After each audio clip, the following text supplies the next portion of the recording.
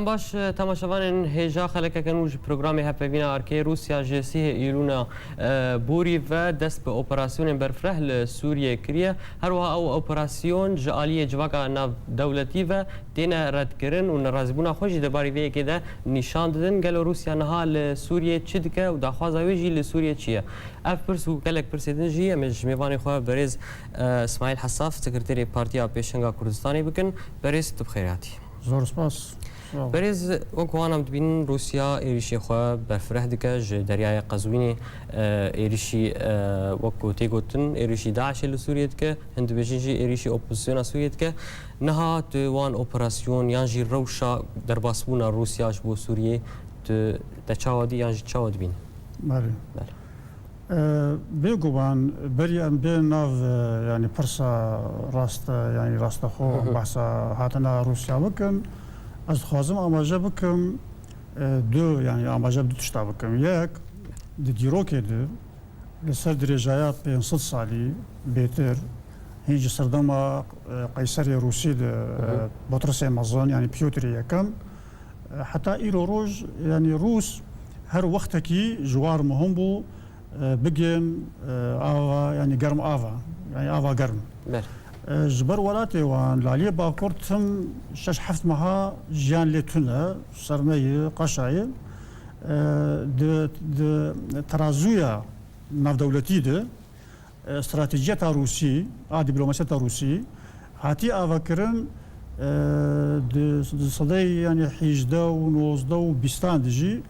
شلو كارب خو بگين گرماوا يعني آوی گرم يعني امپراتوریا خو برفره يعني بگن دریا ناوراست دریا رش دریا رشد دریا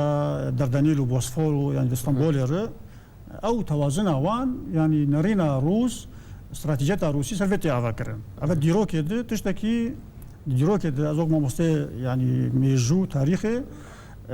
دهمو شر وناكوكي ونيوان نافوان ولات بريطانيا وفرنسا وتركيا عثماني ده يك ارمانجي روسا بكن وفينا شيء اما يك دو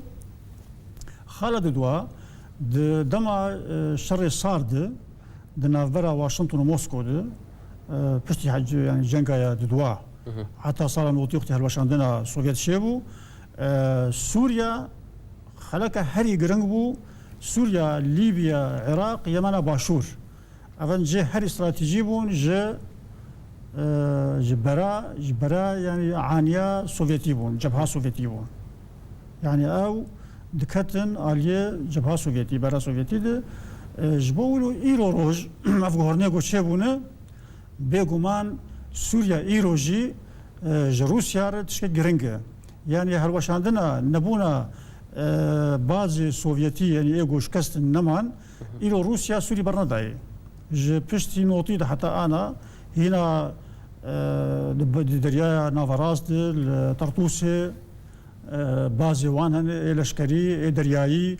يعني سوريا حتى ايرو روج دبيت نافشيكي استراتيجي بو روسيا جبولو افغورتني غوشيبونه بيغومان يعني دسبيكا روداوين سوريا في امكارن بيجن روسيا بشكي جرينج جفي شري يعني انا شري سوريا دي كرم بخو شركي نشري نافخي يعني بيجن شري سورياي يعني امكان بيجن جنگكي جهاني يعني يا وكاله تكرن يانجي برشويه كي هيزي وان هنا بخو روسيا بري بجدار بو يعني باوريا من روسيا جدو حزار ويازداد بخو بجدار دنا في شر اما او بجدار بو نها تبورا قايندن يعني تشك دي نبوايك راست بسبوري وان هنا خبيري وان هنا لشكريب يعني وكيديب اما ايرو بشكل كي يعني بشويه كي راس هتيناف شر ارمان جوان بيغومان يعني اف شر يقودب كوتاي بيبين الجور استراتيجيه اخوا يعني الجور برجواندي خو يعني برجواندي خو بباريزن قاربن ترازويا سياسي يعني وكا ديفيجن هاوسنجي يعني هاوسنجي هيزان بباريزن لغور ارمانجو استراتيجيتا روسي ده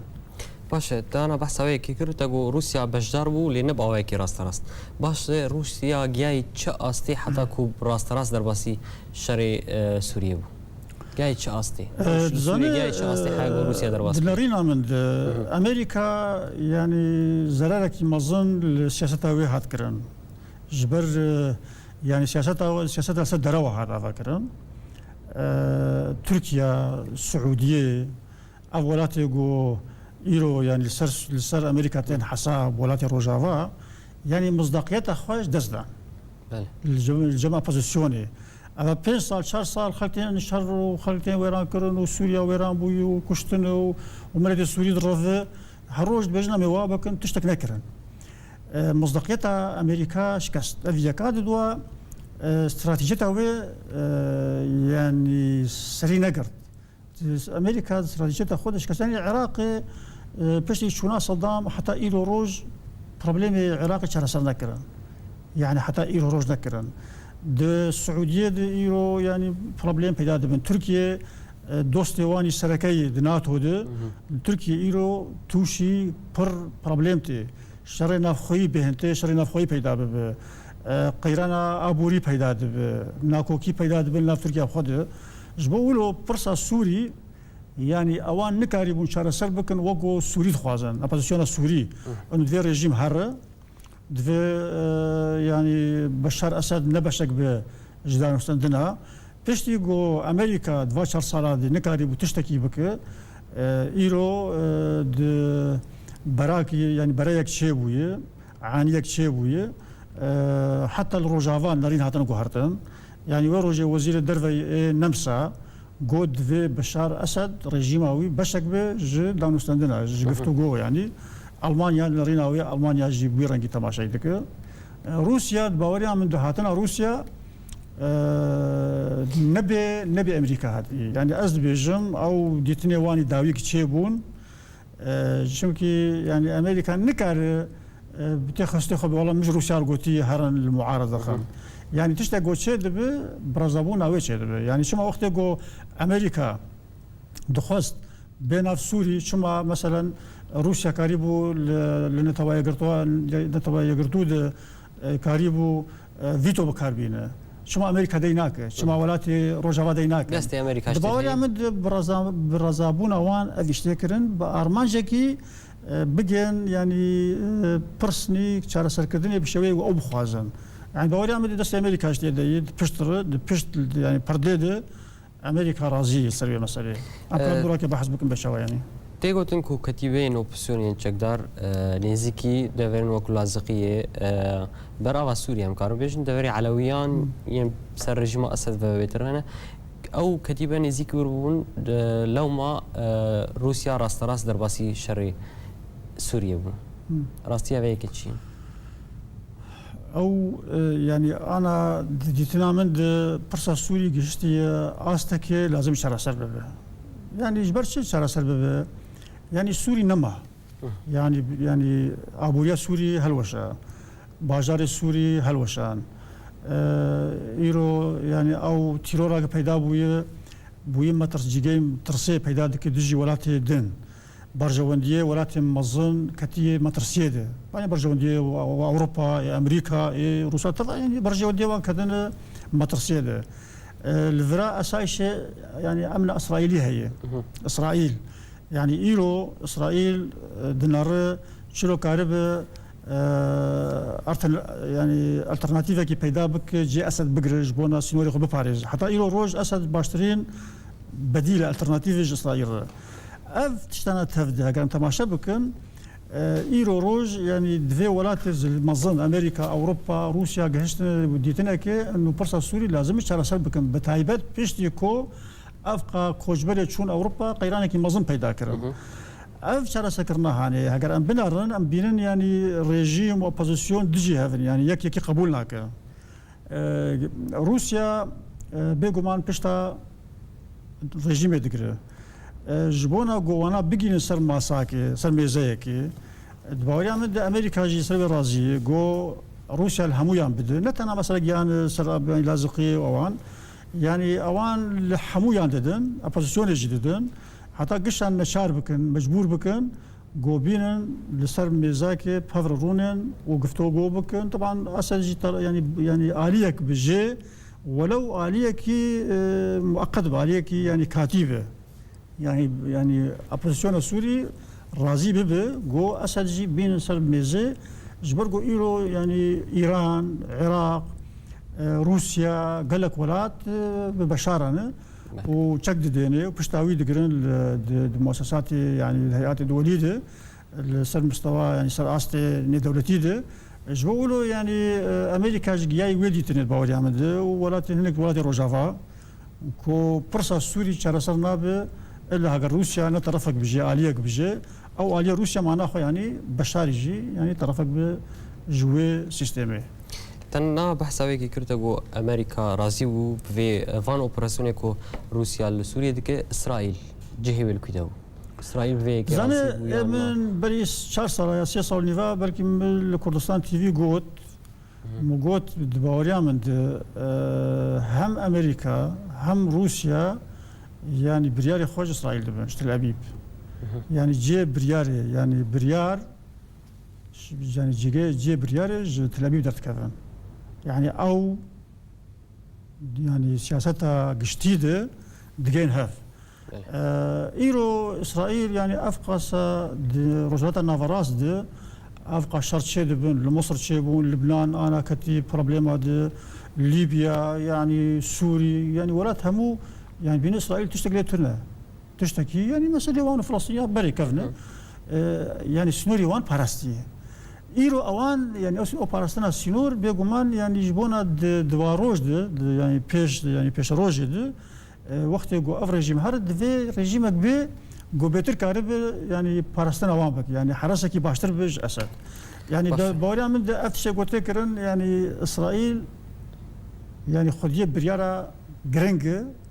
دنا واشنطن وموسكو باش بس لي او بيدنجه ما مستمع نابرك بسين بشتي نابري بحثا روشا تركيا نها نابرا تركيا وروسيا ده شري راغ هاندني دركتيه بشتي نابري جارغدل تبدگرن تماشاوان هجا نابرك كرد جارغدل وبدگرن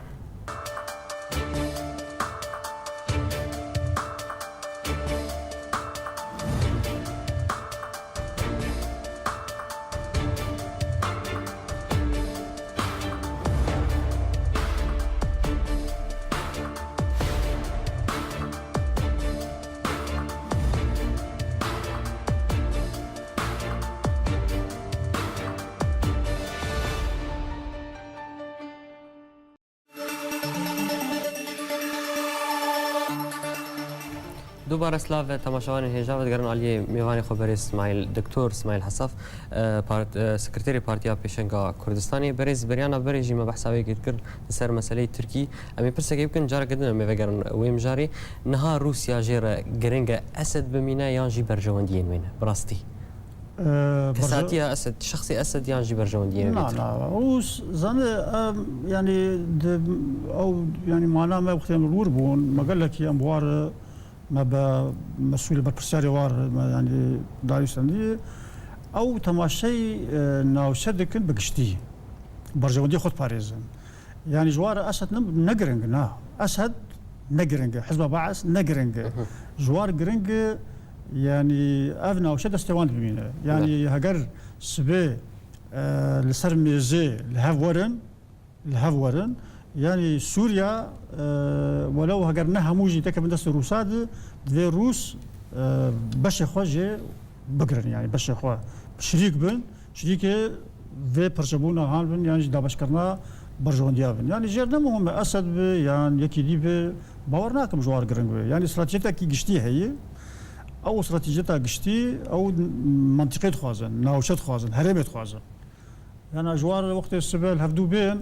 جوار نقل كي قرنج يعني اسد بمين يا يكي ديبي يعني باش نها اسد نامين اول جدان اسد نما كان حكم سوريا وك يعني بشتي في قصه ايرانيه وكشت او ناجي باش زانن جو اسد يعني بشتي اف قناغه كاتي درباس بب اسد نقال حكم سوريا وك جار كده باش امر سر تركيا وروسيا نها شركي راغهاندني تنت نابرا تركيا وروسيا ده قفان لهدو دخون هري داويجي اردوغان قف روسيا خوار روسيا تشش تركيا تخواس او بخوا هاغاريسان فقر المسألة ديروكي يعني الشر يعني دودج من روسا هبون ديجا 1500 حتى ايرو روج یک جوان دولت عثمانی بو يعني پیش روسیا گرفته بو گروس نکردن بین ناوچه و سويد بو سويد لا روجالات بو يعني انا شر روس تم يعني سردما كفند تم خصن بين يعني دريارش بقرم ودريا وير درباسي دردنيل وبوسفور حتى فتره جنگ صار او ناوچه كي زور قرق بو د وقت السوفيتي يعني دولة السوفيتي كانت على كرسي لينين صراحة حزن صدوح فدان أول شيء تركيا يعني يكسر لينين بوار هناك ركابتين شاكر صار برجواندي خو يعني باراستن تركيا ويوان اگر ام بنرم پشتی گوهرتن سیاسی و استراتیجی چه بون ترکی بوت ولاتکی ناتو ای سرکه يعني دجمنه یکی د امکارن بیجن روجات نافراز د ترکیا بود جی سوویت اساس سینوری خو باز يعني صاروخ دانين كنترول سر عرض السوفيتي هبو يعني حتى ايرو روش تركيا ناتوي ووقت ناتو به يعني دوست نزيكي امريكا ولايات روجافاي هر بروجيك دجي دولة روسيا به تركيا بشكل جوي بروجي انا ايرو مثلا سوريا دقم بين صار مثلا سوريا ايرو تركي بتر اليكاريا كيتك اليكاريا ريخستنين اسلاميتك تندرو يعني اسلامي يعني معتدل بنجي يعني تندرو بن يعني هذا بتر قتين اليكاريا وتكرن يعني تركي ده هذا اسلامينا روسيا وقت قتل وان دخ يعني وانا نهل يعني وانا صار يعني هبونا وان تاخ مترسيده وهر وقت روسيا بين اوشا يعني دريا دست اختي خسر دريا نوراس طبعا ورتا قبرص ويونان وسوري ده يعني نصف ساعة شل دقيقة ساعتك تنا يعني السر شابالي يعني سوريا حدا بقي ولا تا نزيكي هذا يعني نفس الشيء قال لك نزيك جغرافيا وقت روسيا تكف ورد يعني ديروكي روسيا وترك يعني دجمناتا واني هرهبو ودورا كما قلت تركيا ناتوية وقت روسيا بودك يعني نجاكي مظن ونجي تركي يعني سقط بك ورولا تركي السوري نهل ورولا تركي ناوشادجي كيم بك وهبونا روسيا يعني قهرتنا توازن سياسي قهر دجي برجوندية تركابا جبولو يعني تركيا يعني ترسيد هي انه بروجي قوان داني بوان وهوال بندي خوي السعوديه واويدين قطر د بروجي خدت مثلا يعني كوتاي هاتنا روشها السوري الجول برجوندية وقوان دخست بويرنجيناي يعني وقت ولات منظم بين وبرجوندية السوري نما تركي كار السبب بين سوريا او بخازه وروسيا بي وامريكا بي ولات منظم بين رولا ولات بتوشك وكان يعني تركيا نكار سربست بكيف اخوا وقوان بلان ذكرن بري شغل كريدورا شي بكن يعني سبا افانيا افا بكن يعني كامبانيا وان بين يعني برجوندية وان كذا مترسية باش جاران بالافرين روسي درباسي امكارن بيجن تركيا دبن وفادقارن اردوغان جد بيجا قفان وان دخوا ام نبخما غازويا سروشتينا روسيا تخواز چه پیامی بگیرن وقتی گو درباسی خاکا ترکیه دبن خب قلت يعني انا شر دست بكري شر سر مثلا سوريا تشتندنها يعني انا يعني تركيا وقت هالوشان السوفيت دبخوا تركيا بلان يهبوا تخص ولات زمان التركي يعني حتى اذربيجان وولات اسيا كازاخستان اوزبكستان او بروجيكي وان هبوا يعني وكو بريكي جبهاكي شبكن مساله فروشنا غازي ونظام شيء يعني دجي روسابن او بروجي حتى انا يسوي تركات هي يعني دي مساله نتوي يعني بيجن دي مساله بان تركيزم دي جروب ولات نزيكي تركا كون بكن دجي روسا يعني برجوندي يعني بترول دي غازي دي سروشتي دي برجوندي بوار دروس بكن وقت بوار دروس بي يعني هذا برجوندي روسا يعني نا برجوندي روسا يعني دجي روسا نوا عاد دوا يعني وقت ما قوت مهجر برسا سوري شارع سربا بروجافا تاني بروجافا يعني امريكا وهذا البنت خبانا ونجي تركيا سوري قال لك يخرطوا قايم بايا لوقت روس ذاك هذا وروس كنترول بك نجي تركيا تنامين يعني قبل يجي وقال لك كان بتبور يعمل ونوك وان خست وكي تجي يعني انا شري صار جي يعني دوام صالح حشتي دايا حشتي ده او منطقه وين او شم درباس بون يعني ديسان بالافر روسي وامريكي او منطقه هر وهر جهري قربه يعني هو عربي منطقه ساخنه دسال درياي رشو علي تركي ده يعني وان صالات جي وامديت يعني العاصمه همو او هي انا جي جبرجو روسيا يعني بلاني طبعا او بروجيكي يعني اوراسيا بيدرين اوراسيا يعني اوروبا لقال اسيا بكيك برجواندي خود يعني او بك انا اختي روسيا تنافشا يعني تخوازي كنترول عثماني بك او نظريه كي بيجي ايجو كنترول عثمان بك يعني شو جغرافيا عرضيه كيف دستيوان باش تركيا حتى انا هاجي بان ديك بهريمه كتامبون او هريمه ارام منطقه الدجي فرينا طيران بالا فران ونسروي كيش بيش يعني امريكا حتى انا هاجي از بيجومان قبولناك روسيا هيج قبولناك سوريا هيج قبولناك تركيا شو ما داخل زاويه كده او بخا جرك كردا دعو كربانا دسبيك ما بخا وكو بارتيا بيشانج بري 6 سالات دجا بيان درخستن انه ام دعوه الولايات الروجافا ولايات مازن بكن قشتي كريدورا كي شبك وقت كردستان العراق زونه كي شبكن او زون بكنترول كرن دبن دصلات ولايات مازن دبه جو دصلات سوريا وغير سوريا نكار بين ناوشا اگر احتبا كرن ايرو ناوشا ما باراستي با علي ابوريد كوجبري شندبو دقي غريب ندهتني او يعني بارتي ماجي براستي هيش نكرد بوارده نسبه تركيا ناخذ كريدوري كي كردي يعني صرف شبكه بوريا مد او خوازن د ناوچه کی تایبت ده یعنی من ناوچه جرابلس او ناوچه کی شبکن دورد هزي خوتخن يعني او جروب چکدار سربوان و تخ ورده و ناوچه کی شبکن گوسب او ناوچه جوار بوق بازکی سربازی دستويدنا وسوريد سوريد هذا ليه او نلبرجون دي كرداي ايرو هناك يعني جانا كرد ماجي بزغريا بروجي تركيز كان او قال لك هلاكي مازند كان جبر وقت ام كيدور كي شبك بكره ولات مازند يعني امم متحده بفيك تنابين سوريا برشد تركيا عليك شورد روسيا امريكا هر یک پرچه کی سوریه پرچه ببه والله باولا من پرچنا بسوري او تدي يعني جراهن بيجن ومثلا علوي دولتك الشبكه نظام يعني او بلكي بروجي هبن جيد باولا من زحمت به يعني او بخا د بروجا بيشاروجا سوريا ده از بينم وكو سيستم كي فيدرالي يعني سرعه دينها برشكري برشكري يعني انا عم يعني برشكري فدراليزم شباب يعني كردستان فدراليه كردي شباب علوي شباب ناوشي على او شباب دروزه شباب يعني تركي جيت خاصت يعني تركمان او شباب